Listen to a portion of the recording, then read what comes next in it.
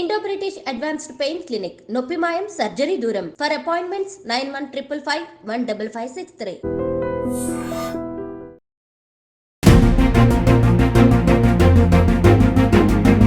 తమిళ star Dhanush ఆయన భార్య ఐశ్వర్య విడిపోయారు. కోర్టు వారికి విడాకులు మంజూరు చేసింది. దీంతో వారి 20 ఏళ్ల వివాహ బంధానికి తెరపడింది.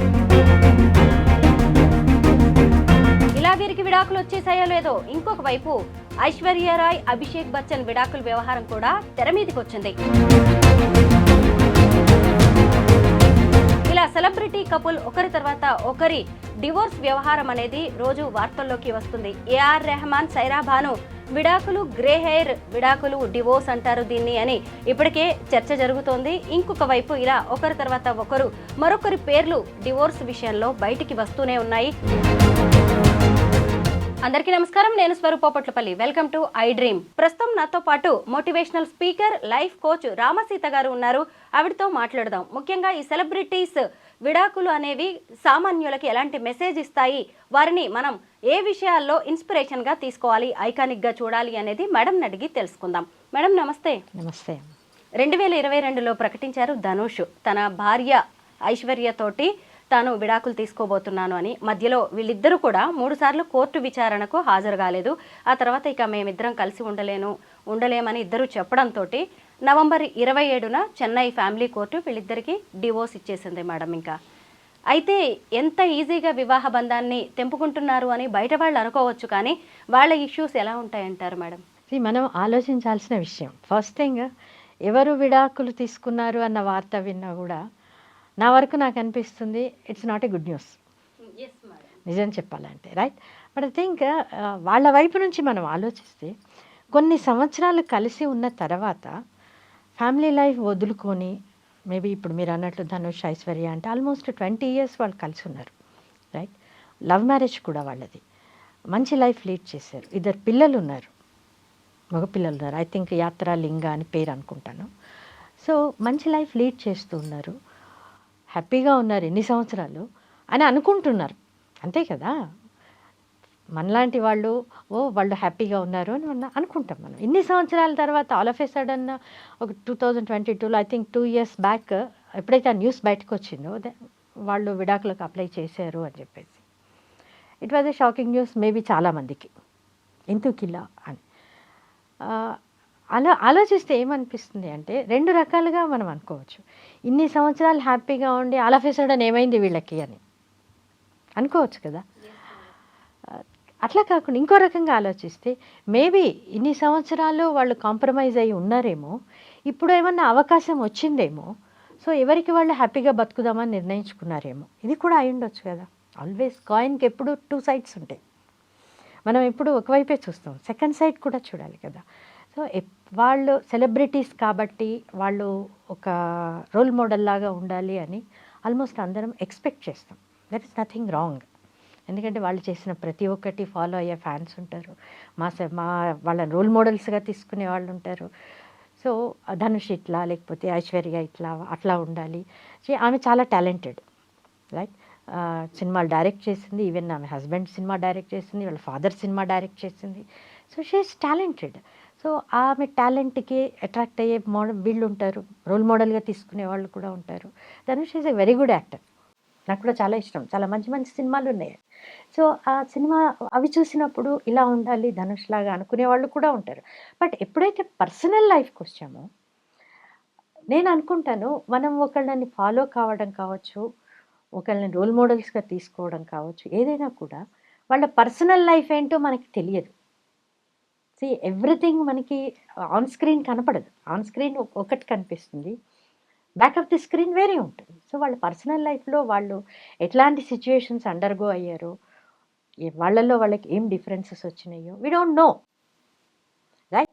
సో ఆ విషయంలో రోల్ మోడల్స్గా తీసుకోవడం అనేది ఎంతవరకు కరెక్ట్ అనేది నేను అందరి ఫ్యాన్స్కి క్వశ్చన్ వేస్తాను, రైట్? ఆలోచించాలి. సెకండ్ థింగ్ ఏంటి అని అంటే, డైవోర్స్ తీసుకోవడము అనేది మేబీ వాళ్ళు కూడా చాలా ఆలోచించే ఉండవచ్చు. దాదాపు 2 years నుంచి ఇష్యూ నానుతోంది కాబట్టి 2 years నుంచి డిస్కషన్స్ అవుతూ ఉండొచ్చు. ద థింగ్ ఏంటి అంటే, విడాకులు దట్టు ఒక లవ్ మ్యారేజ్ చేసుకొని ఇన్ని సంవత్సరాలు కలిసి ఉండి ఇప్పుడు అని అంటే ఒక రకంగా బాధాకరమైన విషయం. ఈవెన్ వాళ్ళకి కూడా ఎవరైనా మంచి ఫ్యామిలీ ఉండాలి, ఫ్యామిలీ లైఫ్ లీడ్ చేయాలి, హ్యాపీగా ఉండాలని కోరుకుంటారు కానీ ఫ్యామిలీని వదిలేసి పోదాము అని అనుకోకపోవచ్చు. పరిస్థితి అలా వచ్చినప్పుడు వాళ్ళు బాధగానే విడిపోవచ్చు. సో దానికి చాలా కలర్స్ ఇచ్చి చా మీడియాలో కావచ్చు, ఇంకో చోట కావచ్చు, ఎక్కడ చూసినా అదే న్యూస్ ఇచ్చి వాళ్ళ పర్సనల్ లైఫ్ కావచ్చు, వాళ్ళ దాన్ని ఏమంటారు, వాళ్ళ freedom, right? There is a saying, your freedom ends where my nose begins అని. సో అట్లాగే వాళ్ళ పర్సనల్ లైఫ్లో మనం తొంగి చూడాల్సిన అవసరం అనేది లేదు అని నేను అనుకుంటాను. పాపం వాళ్ళు ఏదో కష్టపడ్డారు, వాళ్ళు ఏం బాధలు పడ్డారో మనకు తెలియదు, వాళ్ళ డిఫరెన్సెస్ ఏంటో మనకు తెలియదు. మేబీ చాలా వస్తాయి, వేరే రిలేషన్షిప్స్ ఉండొచ్చు, ఉండకపోవచ్చు, రూమర్స్ అనేవి వస్తూనే ఉంటాయి. ఇవన్నిటి గురించి ఆలోచించకుండా వాళ్ళ లైఫ్ని వాళ్ళని వదిలేస్తే బెస్ట్, ఆ personal life. So let them lead their life. So ఎంతవరకు మనకు కన్సర్న్, ఆన్ స్క్రీన్ మనకు కన్సర్న్, రైట్? సో అలా ఉండదు. వాళ్ళు ఎందుకు విడిపోయారు, ఏం చేశారు, ఎక్కడ చూసినా ఇదే న్యూస్ కనిపిస్తుంది. వాళ్ళు ఇట్లా, వీళ్ళు ఇట్లా, వీళ్ళనే కాదు, ఈ మధ్య చాలా వింటున్నాం మనం, చాలా వింటున్నాం. మీరు అన్నారు ఇంకో కపుల్ అని చెప్పి. Yes madam, Bollywood star couple Abhishek Bachchan అలాగే ఐశ్వర్య రాయ్, వీళ్ళిద్దరు కూడా త్వరలో విడిపోబోతున్నారు. అంటే ఎలాంటి అనౌన్స్మెంట్ అయితే ఏదీ లేదు, వాళ్ళు ఎక్కడ లీగల్గా కూడా లాయర్స్ని కానీ ఎవరిని అప్రోచ్ అయినట్టుగా కూడా కనిపించట్లేదు. కాకపోతే వాళ్ళ బిహేవియర్ని కెమెరాలు ఎప్పుడు మీడియా వెంటాడుతూనే ఉంటుంది కాబట్టి, ఫాలో అవుతూనే ఉంటుంది కాబట్టి కొన్ని ఆ డౌట్స్ రేకెత్తిస్తూ ఉంటాయి. ముఖ్యంగా మేడం, భార్యాభర్తల మధ్యకి, ఒక జంట మధ్యకి గాలి దూరినా కానీ కష్టమేనంటారు. అలాంటిది ఇంకొక మహిళ లేదంటే ఇంకెవరో థర్డ్ పర్సన్ వస్తే మాత్రం ఆ బంధం ఎక్కువ రోజులు నిలవలేదనే చెప్పొచ్చు. మరి ఇప్పుడు ఏం కారణాలు ఉండి ఉండొచ్చు అంటారు ఈ అభిషేక్ బచ్చన్ ఐశ్వర్య రాయ్కి సంబంధించి? మీరు అన్నట్లు వీళ్ళది న్యూస్ చాలా రోజుల నుంచి వింటున్నాం మనము, చాలా చోట్ల కనిపిస్తుంది. ఆల్మోస్ట్ వేరియస్ ఫంక్షన్స్లో కావచ్చు, వాళ్ళిద్దరు విడివిడిగా కనిపిస్తున్నారు, రైట్? రీసెంట్గా దుబాయ్లో I think women global forum ఏదో అయింది, ఈవెంట్ ఏదో జరిగింది. అక్కడ కూడా ఐశ్వర్య రాయ్ ఆమె సింగిల్గా వెళ్ళింది, ఆమె పేరు డిస్ప్లే చేశారు, ఐశ్వర్య రాయ్ ఇంటర్నేషనల్ స్టార్ అన్నారు. సో క్లియర్గా అక్కడ కనిపించింది, ఎందుకంటే ఇంతకు ముందల్లా ఆమె పేరు పక్కన బచ్చన్ ఉండేది, ఐశ్వర్య రాయ్ బచ్చన్ అని. అలాగే మనం దాదాపు కొన్ని సంవత్సరాలుగా చూస్తున్నాం. ఇప్పుడు ఆమె పేరుకి పక్కన బచ్చన్ కనపడట్లేదు, ఆమె పక్కన కూడా బచ్చన్ కనపడట్లేదు. పర్సనల్గా ఎక్కడ చూసినా సింగిల్గా లేదా ఆమె డాటర్ తోటి కనిపిస్తుంది. వేరియస్ ఫంక్షన్స్లో వీడియోస్ చూస్తున్నాము. మేబీ డిఫరెన్సెస్ ఉండొచ్చు, బట్ రూమర్స్ అయితే చాలా వస్తున్నాయి, వాళ్ళిద్దరు మధ్య డిఫరెన్సెస్ చాలా వచ్చినాయి, విడిపోబోతున్నారు అని. అఫ్కోర్స్ వాళ్ళ వైపు నుంచి ఎలాంటి కన్ఫర్మేషన్ కానీ డిక్లరేషన్ కానీ లేదు. బట్ రూమర్స్ ఏంటి అని అంటే తను ఇంకొక అమ్మాయితోటి, ఇంకొక నటితోటి రిలేషన్షిప్లో ఉన్నారని, ఈవెన్ ఈమె కూడా ఇంకొకళ్ళతోటి రిలేషన్షిప్లో ఉన్నారని రూమర్స్ అయితే ఉన్నాయి. ఎంతవరకు నిజం అనేది we don't know. But thing ఏంటంటే ఇందాక మనం మాట్లాడుకున్నట్లుగా this is their personal life, right? So వాళ్ళు కూడా చాలా సంవత్సరాలు కలిసి ఉన్నారు, almost more than 18-20 years, right? వాళ్ళది లవ్ మ్యారేజ్, చాలా అందమైన పాప ఉంది. అండ్ చాలా అంటే నాకు తెలిసి వాళ్ళ మ్యారేజ్ అయిన తర్వాత అప్పట్లో అయితే అమితాబ్ బచ్చన్, ఐశ్వర్య రాయ్ బచ్చన్ అనేది ఒక ఐడియల్ కపుల్ లాగా చూపించేవాళ్ళు, ఎక్కడ చూసినా వాళ్ళిద్దరు అలాగే ఉండేవాళ్ళు. చూడడానికి వాళ్ళ బిహేవియర్ కానీ ఎవ్రీథింగ్ చాలా ముచ్చటేసేది వాళ్ళిద్దరిని చూస్తుంటే. సో అట్లాంటి వాళ్ళు ఇన్ని సంవత్సరాల తర్వాత ఏ రీజన్ ఏదన్నా కానివ్వండి, విడిపోవడము అనేది బాధాకరం. మేడం, ఒక పెళ్లి అనేది 2 జీవితాలని కలుపుతుంది, 2 కుటుంబాలని కలుపుతుంది. ఆ తర్వాత ఇంకో కొత్త జనరేషన్కి కూడా ఈ పెళ్లి అనేదే పునాది. ఇప్పుడు ఐశ్వర్య రాయ్ బచ్చన్, అభిషేక్ బచ్చన్ కావచ్చు, ఇంకొకటి ఐశ్వర్య ధనుష్, ఈ 2 కప్పులు విడిపోతున్నారు కదా. ఇక్కడ వీళ్ళకి ఒక పాప ఉంది, ఆరాధ్య, వీళ్ళకి 2 పిల్లలు ఉన్నారు. మరి వాళ్ళ సంగతి ఏంటి? మరి వెనక ఉన్న పేరెంట్స్ సంగతి, ఆ జనరేషన్ సంగతి ఏంటి? ఇలా ఒక కపుల్ విడాకులు తీసుకున్నప్పుడు మన చుట్టూ ఉన్న మన కుటుంబం గురించి కూడా ఆలోచించాల్సిన అవసరం ఉంది కదా. అది ఆ ఫ్యాక్టర్ ఎంతవరకు ఇన్ఫ్లుయెన్స్ చేస్తుంది, ఎఫెక్ట్ వాళ్ళ మీద ఎంతవరకు ఉండొచ్చు ఈ డివోర్స్కి? ఎగ్జాక్ట్లీ ఉంటుంది, డెఫినెట్గా ఆ ఫ్యాక్టర్ ఉంటుంది అక్కడ. కాకపోతే ఏంటి అని అంటే సెలబ్రిటీస్ లైఫ్లో చాలా వరకు ఇది చాలా కామన్గా, చాలా మామూలు విషయం అన్నట్లుగా తీసుకునే అవకాశాలు ఎక్కువ. ఎందుకంటే వాళ్ళ లైఫ్ స్టైల్ అలాగే ఉంటుంది, ఒకళ్ళ మీద ఒకళ్ళకి ఇండిపెండెంట్గా ఉంటారు కదా, డిపెండెన్స్ కూడా ఉండకపోవచ్చు. సో పిల్లలు కూడా సరౌండింగ్స్ చూస్తూ ఉంటారు. సో సెల్యులాయిడ్ లైఫ్ అది, రైట్. సో దాంట్లో అప్పట్లో చాలా సంవత్సరాల క్రితం ఈవెన్ అమితాబ్ బచ్చన్ గురించి కూడా విన్నాం, చాలా రూమర్స్ అవును. మేము రేఖ. కాలేజ్లో ఉండేవాళ్ళు. So that was a hot topic. Um. అప్పట్లో మీడియా ఇంత లేదు కాబట్టి మేబీ ఇంత వచ్చి ఉండకపోవచ్చు exposure, um. But still there were rumours, Yes. Right. మా కాలేజీలో అదో పెద్ద టాపిక్ అనమాట. కానీ ఎన్ని ఉన్నా వాళ్ళిద్దరు కలిసే ఉన్నారు, చూసారా మేడం? గుడ్ థింగ్ అది. అంటే జనరేషన్ గ్యాప్ కావచ్చు. Exactly. Yes. So generation gap అది. Mm. ఎందుకంటే మీరు అన్న పాయింట్ 100% కరెక్ట్. ఆ జనరేషన్లో marriage is life time commitment. So ఆ థాట్ ప్రాసెస్ తోటే పెరిగేవాళ్ళు. వాళ్ళు పెరిగిన వాతావరణం అలాగే ఉండేది, వాళ్ళ మైండ్ సెట్ కూడా అలాగే ఉండేది. వాట్ ఎవర్ మేబీ కాంప్రమైజ్ కావచ్చు, డిఫరెన్సెస్ ఏ వచ్చినా కూడా అడ్జస్ట్ అయి ఉండేవాళ్ళు. అందుకే ఆ జనరేషన్ హ్యాపీగా ఉన్నారు, వాళ్ళ పిల్లలు కూడా మంచిగా పెరిగారు. కరెక్టే మేడం. ఎందుకంటే ఒక సెక్యూర్డ్ ఫ్యామిలీలో పిల్లలు పెరిగినప్పుడు సెక్యూర్డ్. ఇప్పుడు డైవోర్స్ తర్వాత మళ్ళీ వీళ్ళకి ఫ్యామిలీస్ రావచ్చు డెఫినెట్గా, రైట్. బట్ ఈ పిల్లలు కూడా బాగానే పెరుగుతారు, నో డౌట్. బట్ స్టిల్ సైకలాజికల్గా వాళ్ళల్లో ఒక అభద్రతా భావం, ఇన్సెక్యూరిటీ ఫీలింగ్ అనేది ఉంటుంది. మదర్ ఉంటుంది, ఫాదర్ ఎవరు, ఫాదర్ అనొచ్చు అనకూడదో తెలియదు, ఇంకెక్కడో ఫాదర్ ఉంటారు, అవునా? Yes. లేకపోతే మదర్, ఇంకో మదర్ వస్తారు సడన్గా. ఇవన్నీ అడ్జస్ట్మెంట్స్ అనేది మేబీ అడ్జస్ట్ అవుతారు, ఎందుకంటే దిస్ ఇస్ లైఫ్, వాళ్ళ లైఫ్ అలా ఉంటుంది కాబట్టి అడ్జస్ట్ కావచ్చు. బట్ స్టిల్ సైకలాజికల్గా వాళ్ళకి ఆ ఇన్సెక్యూరిటీ ఫీలింగ్, ఆ లోన్లీనెస్, లేకపోతే ఫాదర్కి దూరం అయిన ఫీలింగ్, లేదా మదర్కి దూరం కావడము, ఇవన్నీ కూడా డెఫినెట్గా వాళ్ళని ఎఫెక్ట్ చేస్తాయి. సేమ్ థింగ్ వాళ్ళ ఫ్యూచర్లో కూడా ఇలాగే జరిగే అవకాశం ఉండొచ్చు. ఎందుకంటే పేరెంట్సే రోల్ మోడల్స్ ఎవరికైనా కూడా, యాక్సెప్ట్ చేసినా చేయకపోయినా చిన్నప్పటి నుంచి చూస్తుంటారు కాబట్టి పేరెంట్స్ని చూసి నేర్చుకుంటారు. సో డెఫినెట్గా ఉంటుంది. సో కాబట్టి అంటే వీళ్ళ లైఫ్ ఇలా ఉంది, మేబీ వీళ్ళు కూడా ఆలోచించి ఉండొచ్చు, అందుకే ఇన్ని సంవత్సరాలు టైం తీసుకున్నారేమో. ఒకవేళ వాళ్ళ వైపు నుంచి ఆలోచిస్తే వాళ్ళు కరెక్ట్ కావచ్చు. మేడం డివోర్స్ తీసుకున్నారు, వాట్స్ నెక్స్ట్ అన్నప్పుడు మళ్ళీ పెళ్లి అనే ఆన్సర్ టక్కున వచ్చేస్తుంది. మనం ఇక్కడ సమంత నాగ చైతన్య గురించి మాట్లాడుకోవాలి మేడం. వాళ్ళిద్దరు కూడా ఎంతో ఇష్టపడి పెళ్లి చేసుకున్నారు. హిందూ సంప్రదాయం ప్రకారం పెళ్లి చేసుకున్నారు, క్రిస్టియన్ సంప్రదాయం ప్రకారం పెళ్లి చేసుకున్నారు. అంటే ఏ సంప్రదాయాల ప్రకారం పెళ్లి చేసుకున్నా మనసులు కలవనప్పుడు, అండర్స్టాండింగ్ లేనప్పుడు, రాజీ పడే తత్వం లేనప్పుడు ఎవరిని ఏది కూడా కలిపి ఉంచలేదు. ఇక్కడే మనకు అర్థమవుతుంది. ఆ తర్వాత ఏమైంది మేడం? సరే, సమంత తన కెరీర్ ఏదో తను చూసుకుంటోంది, ఇక్కడ శోభితతో అతనికి పెళ్ళవుతోంది. ఇలా రెండో పెళ్లికి అంటే ఇంకొక దానికి వెళ్లాల్సిన అవసరం ఖచ్చితంగా ఉందంటారా ఎవరికైనా సరే? It depends. Yes, depends on their personal perceptions, personal opinions but మనం దీన్ని జనరలైజ్ చేయలేం.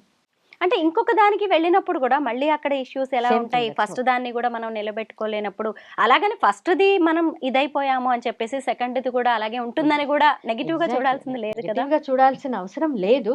బట్ స్టిల్ ఇన్ని సంవత్సరాలు కలిసి ఉండి ఒక వ్యక్తితో ఉండి కూడా డిఫరెన్సెస్ వచ్చి, లేదా అడ్జస్ట్ కాలేక కావచ్చు, what ever maybe the reason, దూరం విడిపోయినప్పుడు ఇంకొక కొత్త వ్యక్తితో కలిసి మళ్ళీ లైఫ్ స్టార్ట్ చేయాలనుకున్నప్పుడు ఎంతవరకు కలిసి కాంప్రమైజ్ కాగలుగుతారు?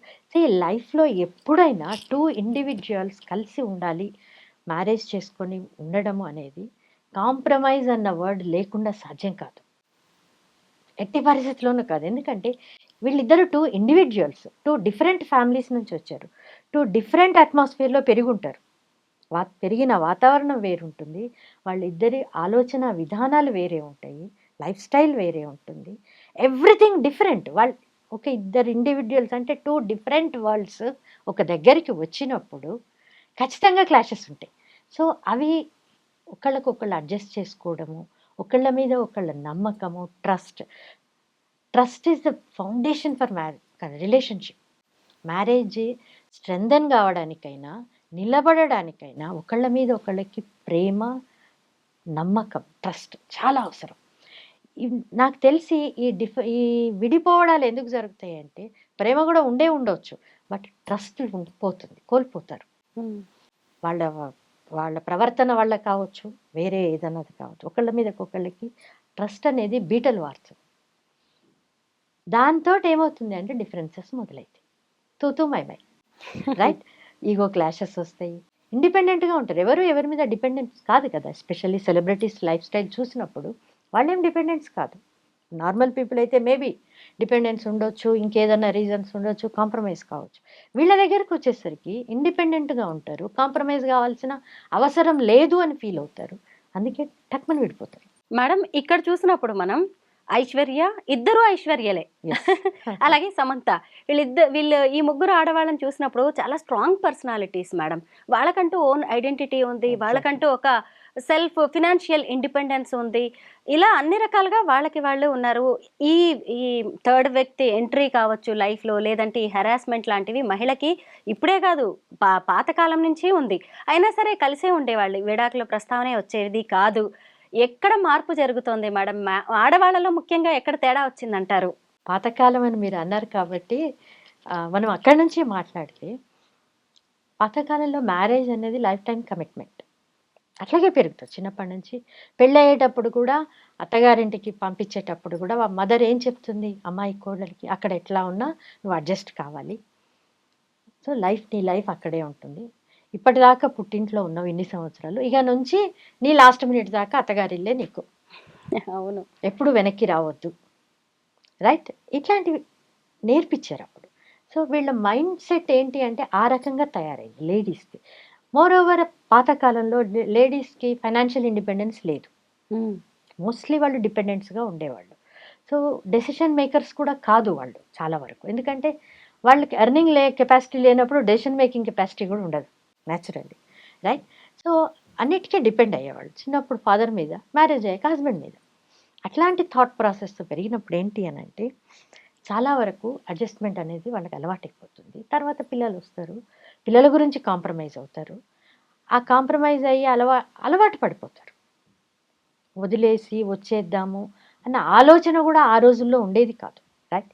ఎప్పుడైతే ఇండిపెండెంట్గా తయారయ్యారో లేడీస్, ఎస్పెషల్లీ చదువులో కావచ్చు, దేంట్లో అయినా వెళ్ళొచ్చు, జాబ్స్ పరంగా కావచ్చు, ఫైనాన్షియల్ ఇండిపెండెన్స్ ఎప్పుడైతే వచ్చిందో అప్పుడు నేను ఎందుకు కాంప్రమైజ్ కావాలి, వై షుడ్ ఐ అనే క్వశ్చన్ రావడం తప్పేం కదా. ఇట్స్ వెరీ న్యాచురల్, సహజం అది. ఎప్పుడైతే ఇండిపెండెంట్గా ఉంటారో న్యాచురల్లీ వస్తుంది. ఎందుకు కాంప్రమైజ్ అవుతారు? డెఫినెట్గా కాంప్రమైజ్ అవుతారు టు సమ్ ఎక్స్టెంట్. నేను ఇలాగే ఉంటాను అని హస్బెండ్ అన్నప్పుడు వీళ్ళు కాంప్రమైజ్ కావడం అనేది మనం ఎక్స్పెక్ట్ చేయలేం. అదొకటి. సెకండ్ థింగ్ ఏంటి అని అంటే ఈ ఫైనాన్షియల్ ఇండిపెండెన్స్ అనేది ఏ లెవెల్కి పోయింది అని అంటే ఇప్పుడు మనం మాట్లాడుకుంటే ఈవెన్ అమ్మాయి పేరెంట్స్ కూడా ఒకప్పుడు పేరెంట్స్కి అపోజిట్లో చెప్తున్నారు. ఇప్పుడు నువ్వు అక్కడ అడ్జస్ట్ కావాల్సిన అవసరం లేదు, వాళ్ళు చెప్పింది వినాల్సిన అవసరం లేదు. ఏ చిన్న డిఫరెన్స్ వచ్చినా కూడా సర్ది చెప్పాల్సింది పోయి ఎందుకు అవసరం ఏముంది వచ్చేసి చాలామంది వింటున్నాం మనం. సో ఇట్లా కూడా విడాకులకి వాళ్ళు విడిపోవడానికి వాళ్ళు ఒక దారిలాగా ఏర్పరుస్తున్నారు. ఇదివరకేమో కలిసి ఉండాలని చెప్పారు, ఇప్పుడు కలిసి ఉండాల్సిన అవసరం అంతగా లేదు అన్నట్టుగా తయారవుతున్నారు. మా అమ్మాయికి ఏం తక్కువ అనుకుంటున్నారు పేరెంట్స్ కూడా. ఆడపిల్లలు కూడా అలాగే ఉన్నారు. సో నేను ఒకటే చెప్తాను, 25 ఏళ్లకో 20 ఎప్పటికో మీ హస్బెండ్ మీరు పెళ్లి చేసుకుంటారు. ఇన్ని సంవత్సరాలు హస్బెండ్ ఎక్కడున్నాడు? పేరెంట్స్తో కలిసి ఉన్నాడు, తోడబుట్టిన వాళ్ళతోటి ఉన్నాడు. ఆకాశం నుంచి ఏం ఊడి పడలేదు కదా. ఈరోజు ఈ అమ్మాయి వైఫ్గా వెళ్ళింది కాబట్టి ఇమీడియట్గా వాళ్ళందరినీ వదిలేసి నేను చెప్పినట్టు విను అన్న మెంటాలిటీ ఈ మధ్య ఆడపిల్లల్లో చాలా అవుతుంది. సో అది కూడా కరెక్ట్ కాదు కదా, అర్థం చేసుకోవాలి. హస్బెండ్ని యాజ్ ఇట్ ఈస్, హస్బెండ్ కావచ్చు, వైఫ్ కావచ్చు, స్పౌజ్ని యాజ్ ఇట్ ఈస్గా యాక్సెప్ట్ చేయాలి విత్ ప్లస్లు అండ్ మైనస్. ప్రతి ఒక్కళ్ళలో ఉంటాయి, రెండూ ఉంటాయి. మనం ఏదైతే చూస్తామో మన ఫోకస్ దేని మీద ఉంటుందో అది ఎక్కువ కనిపిస్తుంది మనకి. డెఫినెట్గా నెగిటివ్ వైపు ఎక్కువ చూస్తే నెగిటివ్స్ కనిపిస్తాయి, పాజిటివ్ చూస్తే పాజిటివ్స్ కనిపిస్తాయి. సో ఆల్వేస్ ఏంటి అని అంటే మ్యారేజ్ని, ఆ బంధాన్ని మనం నిలుపుకోవడానికి రెండు వైపుల నుంచి ప్రయత్నం ఉండాలి, రెండు వైపుల నుంచి ఉండాలి. ఈ మధ్య కాలంలో అది తగ్గిపోతుంది అనిపిస్తుంది. ఎస్ మేడం, తగ్గిపోతుంది అనిపిస్తుంది. ఎంతసేపు మనీ ప్లేయింగ్ మేజర్ రోల్. ఎందుకు కలిసి ఉండాలి, నా పట్ల ఎంత సంపాదిస్తున్నాను తూతూ మైమై అంటారు సరే. సో అది ఎక్కువ అవుతుంది, ఈగో క్లాషెస్ ఎక్కువ అవుతుంది. సో ఈగో తీసేసి డబ్ల్యూ పెట్టామనుకోండి, వీగో అనుకున్నాం అనుకోండి, హ్యాపీగా. ఎస్ మేడం, చాలా బాగా చెప్పారు. ఎందుకంటే వీళ్ళిద్దరి గొడవల మధ్య పిల్లల లైఫ్ ఎఫెక్ట్ అవుతుంది, చాలా ఎఫెక్ట్ అవుతుంది. సైకలాజికల్గా చాలా డిస్టర్బ్ అవుతారు వాళ్ళు. మేబీ వాళ్ళ డెసిషన్ ఏమి ఉండదు కదా పేరెంట్స్ విడిపోవడంలో కానీ కలిసి ఉండడంలో కానీ. ఇప్పుడు థింగ్ ఏంటంటే పేరెంట్స్ డెసిషన్ వాళ్ళ లైఫ్ని ఎఫెక్ట్ చేస్తే డెఫినెట్గా వాళ్ళ థాట్ ప్రాసెస్ మారడము, కొంతమంది పిల్లలు నెగటివ్గా తయారు కావచ్చు, సొసైటీకి భారంగా తయారు కావచ్చు. కరెక్టే పిల్లలు చాలా ఎఫెక్ట్ అవుతున్నారు. సామాన్యులకి సంబంధించి అయినా సెలబ్రిటీస్కి సంబంధించి అయినా సరే మ్యారేజ్ డివోర్స్ కలిసి ఉండడము అనేది వాళ్ళ వ్యక్తిగత వ్యవహారం. మన కోసం అని చెప్పేసి వాళ్ళని మారమని కోరే హక్కు ఎవరికీ లేదు. అలాగే ఇంకొక విషయం ఏంటంటే సెలబ్రిటీస్ కదా, సినిమా స్టార్స్ కదా అని వాళ్ళని కూడా బ్లైండ్గా ఎవరు ఫాలో అవ్వాల్సిన అవసరం అయితే లేదు. మేడం పెళ్లి గురించి అలాగే డివోర్స్ గురించి చాలా మంచి అనాలిసిస్ ఇచ్చారు. Thank you so much. Thank you.